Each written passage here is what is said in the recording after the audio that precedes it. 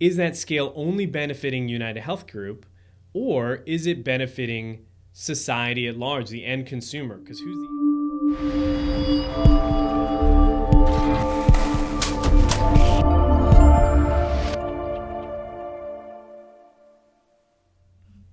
Hey everybody, Rafi here from Rehab U Practice Solutions.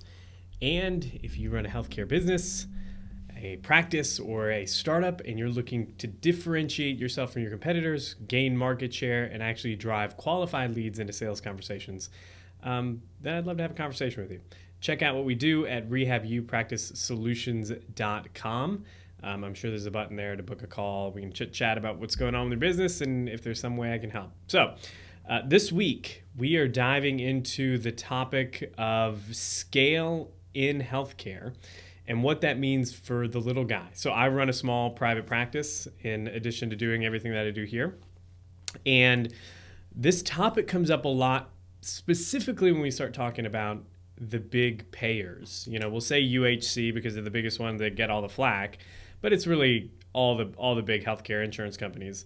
There's just a downward pricing pressure that all of the providers, the people delivering the service, are feeling every single year when they do their budgets. I mean, Medicare does it every year when they come out and they say they're going to do a Medicare cut.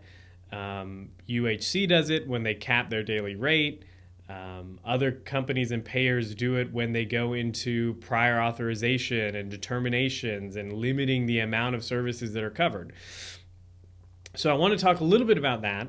I want to talk a little bit about kind of the way we should look at this as practice owners, as business owners in the healthcare space, just kind of get some context around what's going on, but then also maybe a framework for thinking about what this means for healthcare business, the positives for the consumer, et cetera, et cetera. So this all started with a conversation that I had with Paul Singh a while back on this idea of people wanting to blame somebody for business not going well, right? And sure, there are things that are out of our control, but the one that gets thrown under the bus, like I said, a lot is the payers, especially on the provider side. The payers are the bad guys. You know, we're fighting against the man. These payers are trying to push us down. So one of the things that I said in that conversation, and I'll link to that video down here because we made a clip out of it that is circling on or making the circulation on YouTube and LinkedIn and all that. But that part of it, we need to understand that it's a function of two things. One, it's a function of the way we pay and reimburse, quote unquote, for healthcare services here in the US, which is one of the main reasons for the downward price pressure. We'll talk about that. But then also is just the size and the scale of the healthcare sector. So one of the things that I said in that conversation with Paul was that I believe a lot of what you're seeing, these big conglomerates that are coming into healthcare and they're buying practices and they're offering health insurance plans and they're doing pre-authorization and they're managing the data and revenue cycle management. By nature of the fact that healthcare is so large as a sector, there's just a lot of money to be made. It is no surprise that a bunch of big companies are coming into the space, or companies that started out small that got some success are growing as much as they are. It's more or less a feature of the system and not so much a bug of it. And what I mean by that is that by nature of the fact that there's so much money circulating and changing hands in and around healthcare, it is only natural that there are going to be companies that become huge. They might be proportionally, they might have a small sliver of maybe a specific, maybe it's musculoskeletal, or maybe it's physical therapy, or maybe it's like specialty in renal care or oncology. All of those might be small little slivers, you know, a percent here, a couple percents there of the whole healthcare market. But because healthcare is huge, billions and billions and billions of dollars, even those small slivers create companies that are huge and have a lot of leverage when it comes to scale, when it comes to regulatory lobbying and the like. So there's that piece, that healthcare itself is just big. And when you get a sector or an industry that's big, it means that the dominant players, by nature of the size of the market, are big. So that's something we have to contend with. The other thing we have to contend with is like, is it all bad is the question mark. So on the provider side, when we're dealing with a payer like United Healthcare, and they're capping the daily rate at, I know in some places, somebody told me on Facebook the other day, it was like $35 a day or something like that. I know in our area, United Healthcare was reimbursing $55 a day, which is not sustainable. It's not financially doable for a small independent private practice to treat for physical therapy, for example. Let's say you're paying the therapist $50 an hour. You can't treat a patient for an hour and get paid $55. That's just, you're going to go out of business doing that. So there's a lot of negativity that gets thrown in that area, like, oh, UHC is squeezing providers and it's causing all kinds of negative externalities to the private practice owners that are out there trying to treat patients and do good and serve the community. And there might be something to it. I go back to the levers, but we'll talk about that in a minute. The question I have, though, is that necessarily a net negative to society? And what I mean by that is, I'm listening right now to Poor Charlie's Almanac on Audible. It's a series of Charlie Munger's talks. Charlie Munger was the late business partner of Warren Buffett at Berkshire Hathaway. He gave a bunch of talks. I think one that I was listening to was like from 1986, one from 1990 something. So commencement speeches and things like that, where people were asking him about business wisdom and the like. And a lot of what he said is just as relevant today as it was back then. And he talks a little bit about scale in one of his talks, the benefits of scale. And I'm just going to read directly from the transcript and I'll kind of talk about it. So he said, let's go through a list, albeit an incomplete one, of possible advantages of scale. Some come from simple geometry. So for example, if you're building a great spherical tank, obviously as you build bigger, the amount of steel you use on the surface goes up at a square and the cubic volume goes up with the cube. So as you increase the dimension, you can hold a lot more volume per unit area of steel. So that's just an example of growth by scale, like the power and advantages of scale. And he said there's other kinds of things where, like, the simple reality just gives you the advantage of scale. For example, he talks about TV advertising when it first came out. When TV advertising first arrived, what it was called talking colored pictures, first came into the living room. It was an unbelievably powerful thing. And in the early days, we had 3 networks that had, let's say, 90% of the audience. So if you were Procter & Gamble, for example, you could afford to use that new method of advertising. You could afford it, 1, because it was very expensive, but 2, because you knew you had a captive audience. And you were selling a ton of like cans and bottles and soaps and whatever. Some little guy, a small mom and pop shop, could not afford to buy advertising on TV. So they, for all intents and purposes, they couldn't use it. So in effect, if you didn't have the big volume, you couldn't use network TV advertising, which was at the time the most effective technique. So again, like, you're getting a lot of advantages. The companies themselves are getting a lot of advantages from scale. Now the question is, are those advantages only going to the company? So in this case, let's pick on United Healthcare since I started out with them. United Healthcare has a lot of scale. They have millions and millions in contracts with Medicare Advantage plans, for example, with hospitals. They own hospital groups and physician groups and practices, Optum Physical Health. They're doing a lot of the credentialing. So they have a lot in the way of scale within the healthcare system. There's when Change Healthcare went down, which was the clearinghouse that's owned by Optum or United Health Group. I don't know. There's so many conglomerates. It's all United Health Group at the end of the day. When it went down, I think somebody said early on, this was early this year, that I think at one point in time, Change Healthcare was at the time, or in and around the time where the breach happened, was processing somewhere in the neighborhood of 48 to 52% of all the healthcare claims in the United States. Like, that is massive, the amount of money that is flowing through that, but the amount of impact that United Healthcare had on the entire healthcare market. So they undoubtedly had scale. The question is that scale only benefiting United Health Group, or is it benefiting society at large, the end consumer? Because who's the end consumer of healthcare services? Well, one could argue that it's the provider, right? The provider's on the receiving end, sometimes of working with maybe a payer like United Health Group or United UHC, or the insurance branch of that, or the providers delivering care that are getting paid by UHC. And then ultimately, when we think about the end user or the end recipient of healthcare services, is the patient, right? So the question is the patient materially damaged by the fact that the physical therapist, for example, is getting paid a $55 daily rate for their visit? I would argue, and this might be an unpopular opinion here, but I would argue that probably society is experiencing a net benefit because of that, insofar as like cost reduction and access to care, right? You could make the argument that, well, people are leaving, a lot of providers are leaving UHC's network, and we see it all the time every year when negotiations for contracts come up, that this hospital is going to drop UHC, or this hospital is going to drop this payer or that payer or Humana or whatever. And it's really just a lever that they're pulling to get to the negotiation table to increase that kind of push-pull between expense and savings. But ultimately, I think that benefits the patient, because the patient is on the hook ultimately for the cost of the care they're going to be receiving.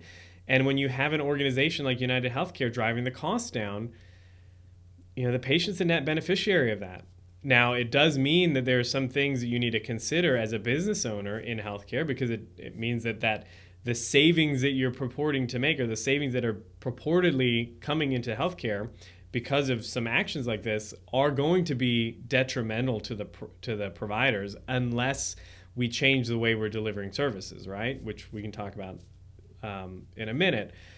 The main reason for that, and I alluded to it earlier, is this idea of how we pay for healthcare in the United States. So in the United States, we're very much fee for service, which means, as my dental friends say, if you're not drilling, you're not billing. So there's an incentive on the part of the providers to see patients for, as without like sounding nefarious, like this is not like a conscious thing, but there is an incentive to maximize billable productivity, which means we want to see the patient for the minimum number of minutes necessary to bill the maximum number of units. For example, take the 8-minute rule. It is much more advantageous, and I remember getting told this as an early OT when I was just starting out, and it's much more advantageous to see a patient for 53 minutes than it is for 60 minutes. Why?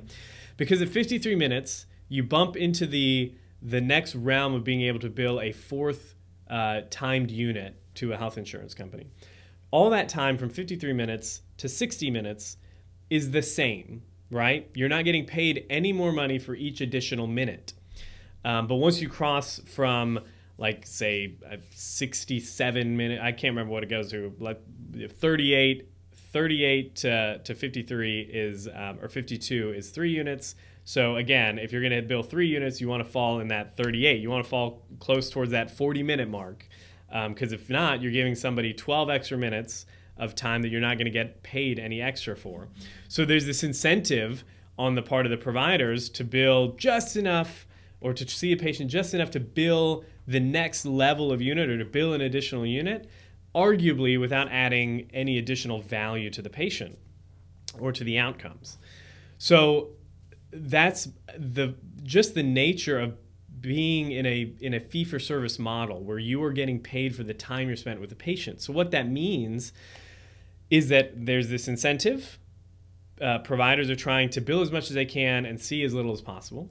And then on the payer side, the only lever that they have to maintain financial solubility is to decrease the cost, right? How much they're paying out.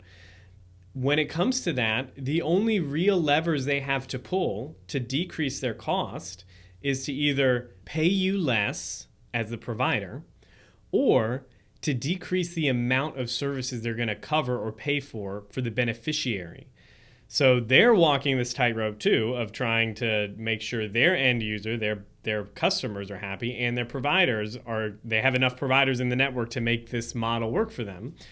But those are the only real 2 levers they have to pull to affect change, because if everybody keeps using the service and they're paying all the providers as much as the providers want to get paid, pretty soon they're underwater and they're not going to be able to make money, which means nobody's going to get covered, and it's a big mess. So Again, I would argue that it's not like none of this is nefarious on United Healthcare's part. They're just trying to run a good business. So we need to understand that as providers.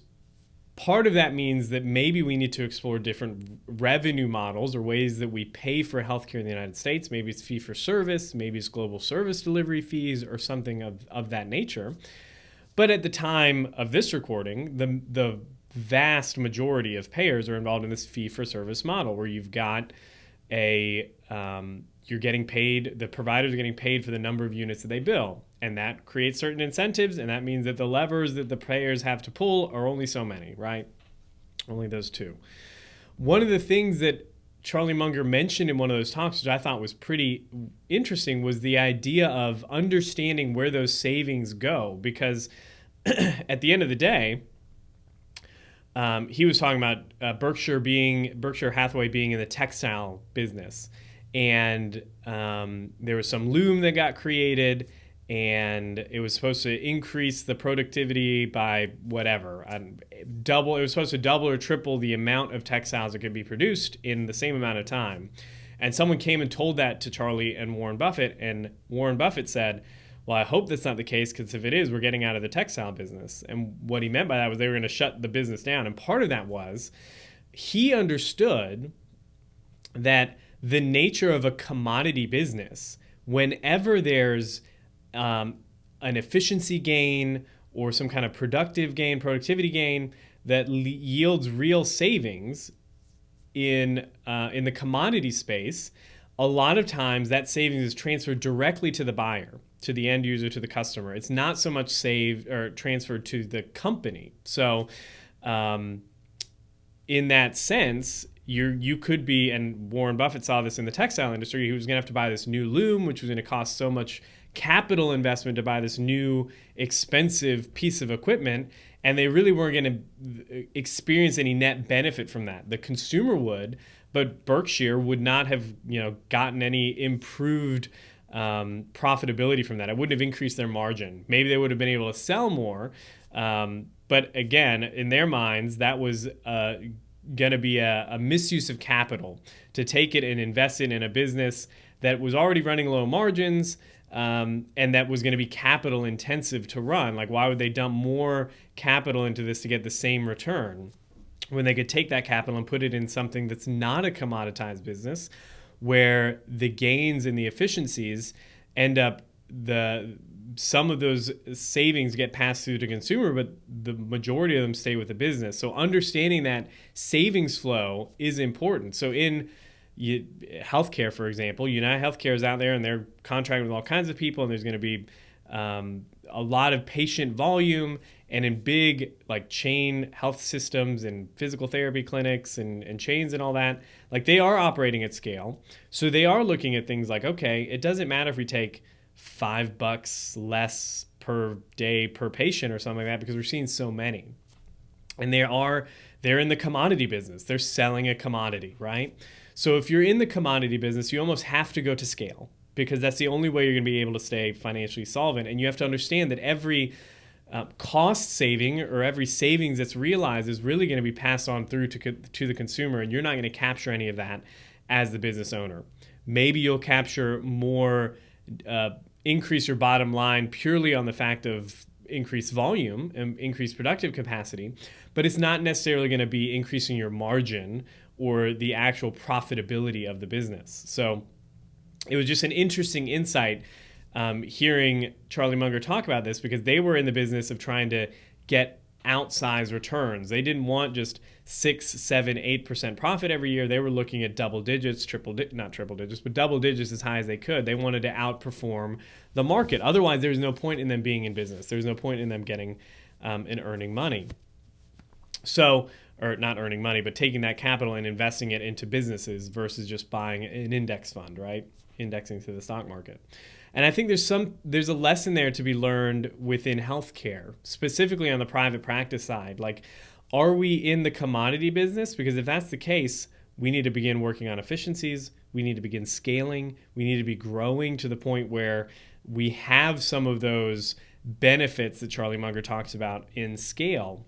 If we're going to be very specialized and very niche, then that the business model changes a little bit. Then we're not so much worried about whether or not United Healthcare only pays $50 a visit or $55 a visit or $35 a visit, because we're probably not going to be in network with them, and we're probably going to be selling something that is a premium service. But what I often find in talking with other physical therapists, other practice owners, is that we end up straddling this fence, right?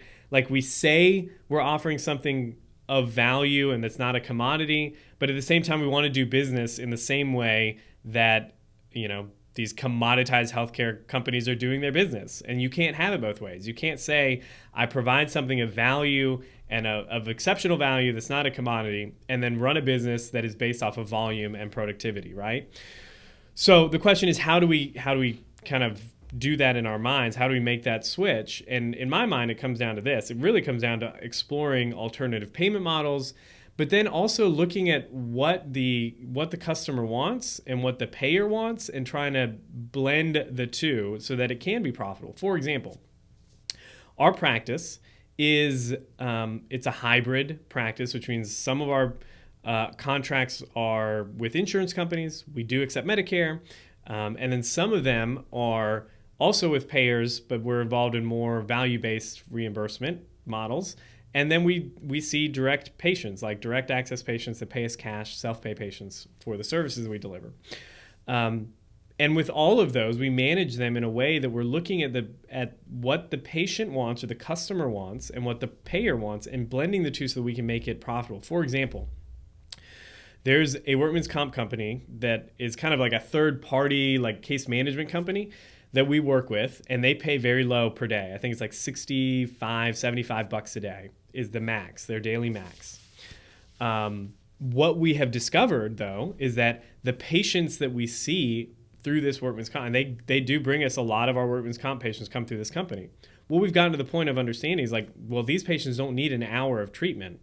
So if I was just falling back on this whole, we're building this thing to scale and every patient's going to be going to get an hour slot, we're going to bill 4 units, we're going to go in this manner, or even 3 units, we're going to lose money, right? You can't take that business model and employ it on something like this, a payer like this, a payer relationship, and expect to make money. So what we do is these patients come in, it's a 1 to 2 unit treatment. So they're coming in here for somewhere in the neighborhood of 15 to 30 minutes. They're getting exactly what they need. It's the valuable service that they need, the insights they need. Maybe it's knowledge translation, maybe it's training, maybe it's progressing their home program, working on whatever kind of simulated work tasks they have, and then sending them on their way to do the stuff at home.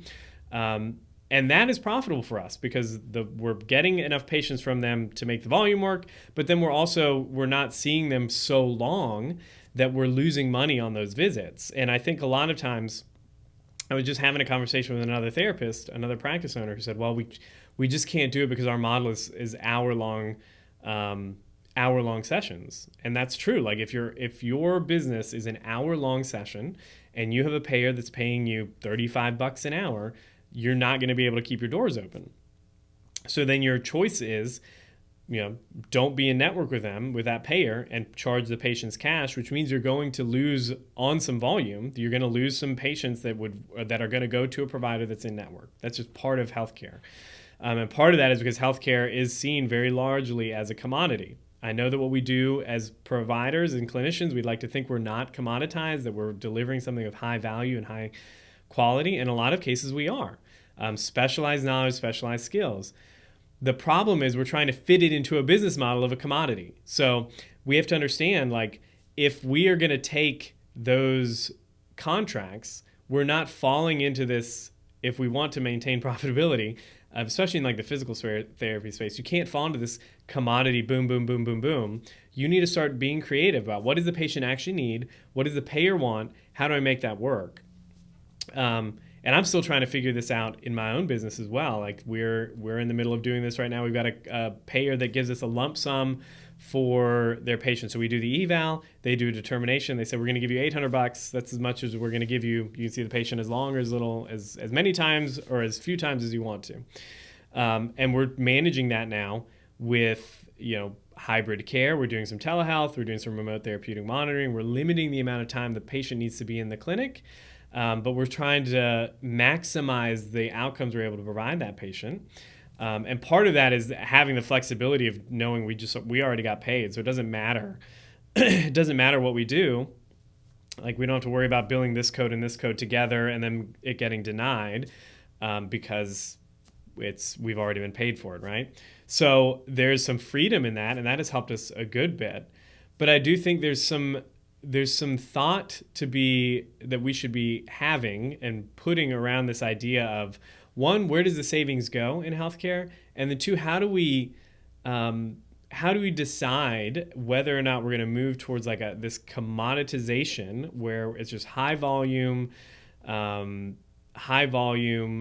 maybe arguably, decent quality, or like not commoditized at all, very specialized, very expensive, because you can't have a healthcare system that's made up of entirely one or entirely the other, and you can't have a business that's doing both, right? So it's worth thinking about and worth exploring. I think I'm going to do a little bit more reading into this area some and kind of come back with some more thoughts. That's just what I'm thinking. After listening to this talk by Charlie Munger, and then hearing some of the recent and reading some of the threads on the owners forums and on LinkedIn from other providers complaining about the downward pricing pressure in healthcare, part of me, my knee-jerk reaction is like, yeah, it is bad as a business owner. I don't want to be getting paid less for the work that I'm already doing, but at the same time, there's got to be opportunity there, and that opportunity has to be in exploring different ways of delivering services that people need, right? In ways that are profitable and that there is a delta to be capitalized on, versus like this high volume, low margin work, which is just a tough business to be in, right? Anyways, those are my thoughts on that so far. I'm sure they're not as coherent as I would like them to be, but it's something I've been thinking about the last few days, since having this talk with Paul, and then kind of seeing some of the back and forth on the interwebs about downward pricing pressure in healthcare and what does it mean. I know there are interesting companies out there that are doing things that are ancillary to like skilled healthcare services, but that are making a lot of money doing it, and they're filling a need in the market. And I don't see any reason why a healthcare provider can't tap into some of that as well. So anyways, that's all I've got for today. If you like the show, share it with somebody you think would find it interesting. I always tell people, at the very early on when I first started the podcast, I would follow the metrics, who's liking, who's sharing, the ratings and all that. Now I'm worried about impact. I want people to let's push a conversation into the space. So share the show with somebody you think would find it interesting and insightful. And if you have thoughts on the topic, specifically around this big healthcare and scaling and what we do to ensure positive patient experiences, good clinical outcomes, and financial sustainability for the providers, shoot me an email, info@rehabupracticesolutions.com. If you're doing any work in the space and you want to talk about it, shoot me an email. We can get you on the show and talk about it, have a live discussion about the positives and benefits of like a commoditized healthcare system versus a specialized niche healthcare system. So anyways, if you want to find the book, Better Outcomes, A Guide to Humanizing Healthcare, you can read more about it, watch a couple video clips, maybe even listen to the first chapter for free at book.betteroutcomes.show. If you want to hire me to speak at one of your conferences or train at an organization, go to speaking.rafisalazar.com. And if you want me to work with you on a go-to-market strategy to drive qualified healthcare leads into your sales process, you can learn more about that at rehabupracticesolutions.com or positioning.rehabupracticesolutions.com. Until the next time, be safe, be healthy. I will talk to you.